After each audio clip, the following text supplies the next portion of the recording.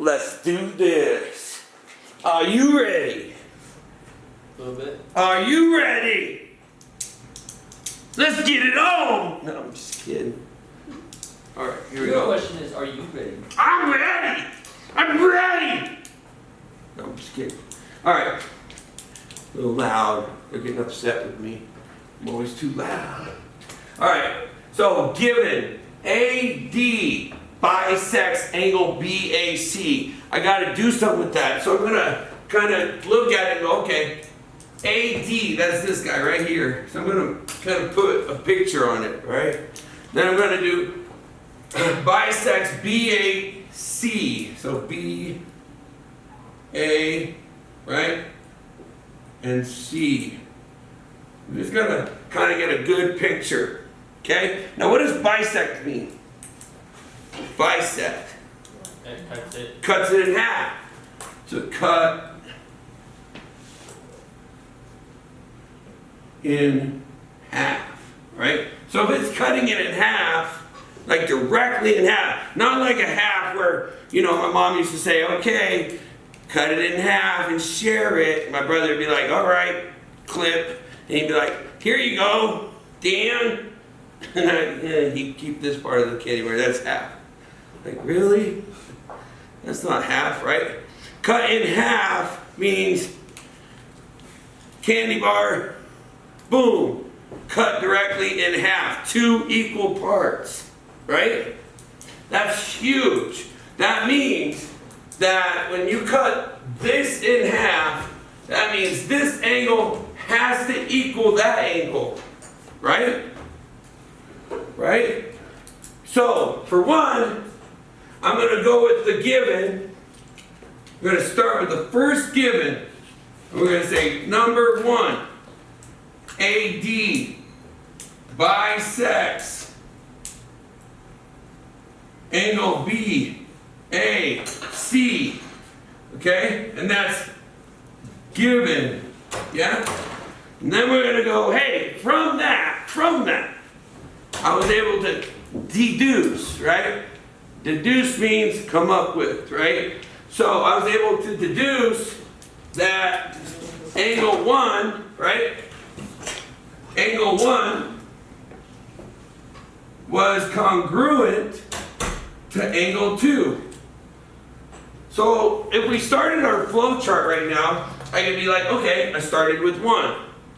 Then I used 1, right, to get to 2. Yeah? Okay? Now check this out. Is there anything else we can use from this? Normally I would say no, but I'm going to show you a trick. Look at your proof and look at this. These are on the wrong side. You notice that? We're going to end up with angle 2 on the left. Where is angle 2 right now? It's on the right.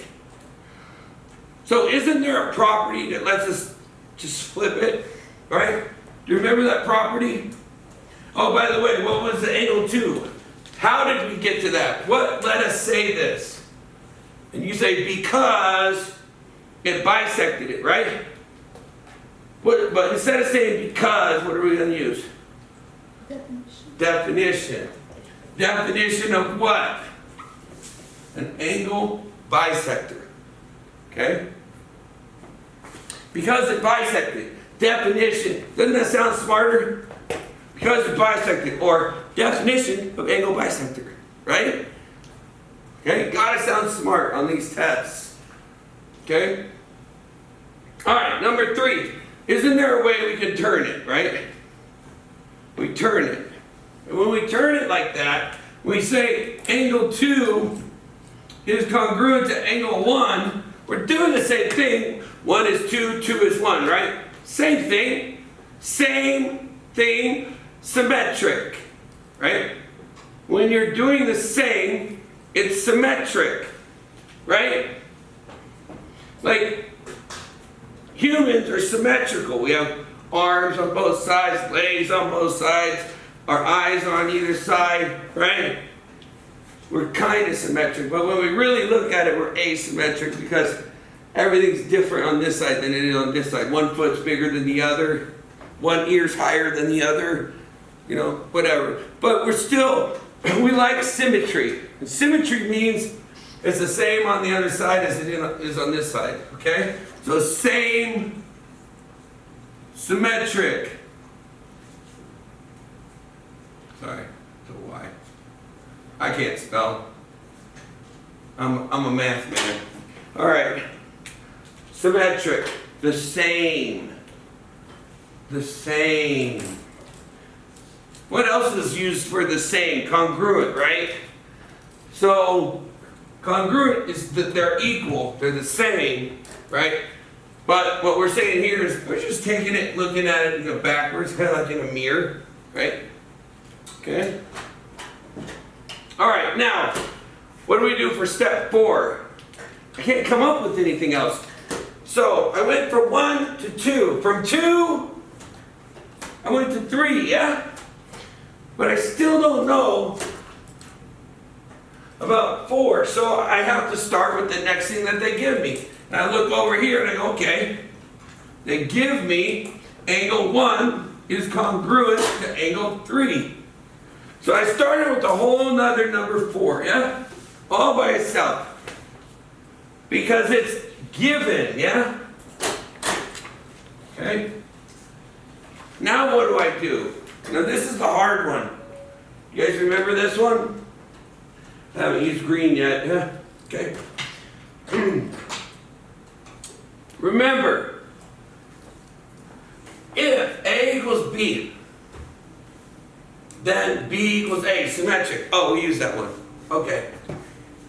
Symmetric, that's with a Y, isn't it? Someone look that up for me? I think it's a Y. All right, and then the other one is if A equals B and B equals C, then A equals C. Right, remember that? The transitive one, right? Okay, so that's why we put it in our cheat sheet. We want that in our cheat sheet. Because we might not always remember that. Does that make sense? Right, Anita? Yeah, we need it in a cheat sheet. So that'll be helpful. Alright, so what we noticed here was if A is equal to B, right? And B was equal to C, right? Then what? Then A is equal to C. So what would I write? What's A? Angle 2. Angle 2 is congruent to what? What's C? Which is? Angle 3. Good. Now is that our proof? See what I mean? That's what you start with your given, you end with your proof, and then what was the, how did we get there? The property's called? Transitive. Transitive. Good job. Now that's a tough one. That is, it really is. I know you're getting better at it because we've done it a lot. Okay? Believe me, a lot of kids gave up on this problem in the past.